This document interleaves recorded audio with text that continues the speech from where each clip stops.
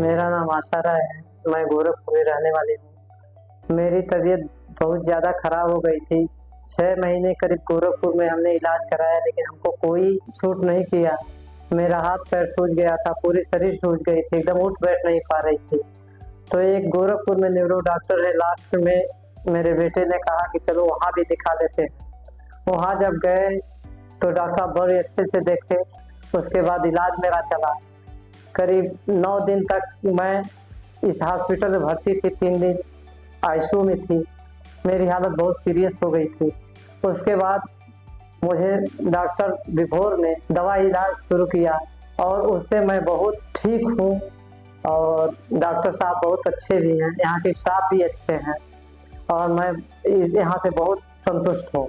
हम गोरखपुर के रहने वाले हैं। ये हमारी पत्नी आशा है। इनकी हालत बहुत सीरियस हो गई थी। करीब 3 दिन तो आईसीयू में रही, बचने की कोई उम्मीद नहीं थी।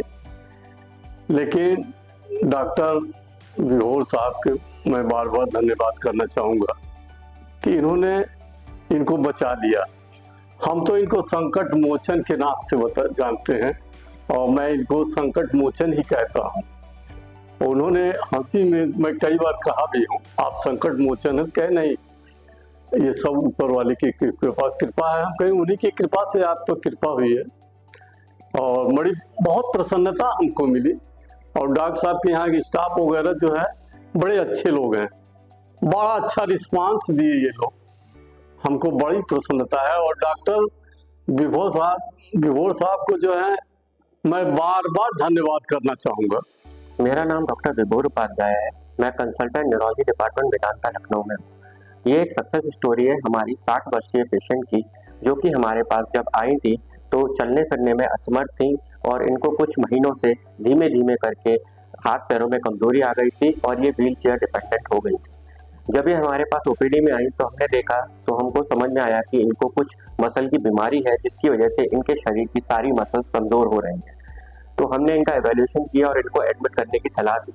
एडमिट करने के बाद हमने इनकी जांच की और जांच में इनको एक बीमारी, एक ऑटोइम्यून बीमारी होती है, जिसमें कि शरीर के खुद के सेल्स, शरीर की जो मसल्स है, मांसपेशियां हैं, उनको कमजोर करने लगते हैं। तो जब हमने इनकी ये बीमारी पकड़ ली, उसके बाद इनका इलाज शुरू किया।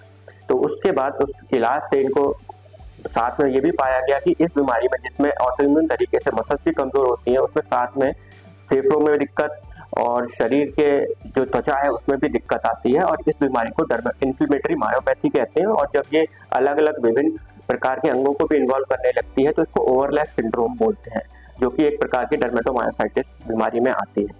तो इनको ये सब बीमारियां पकड़ में आई और उसके बाद हमने इनका इलाज शुरू किया, इनका इम्यूनोसप्रेशन स्टार्ट किया। तो उसके बाद इनकी बीमारी काफी कुछ हद तक सही हो गई। जब डिस्चार्ज किया, हम लोग को एक जागरूकता होनी चाहिए कि इस बीमारी को टाइम से हमें डॉक्टर से, न्यूरोलॉजिस्ट से कंसल्ट करना है और उसको टाइमली ट्रीटमेंट लेके पेशेंट को ठीक करना है।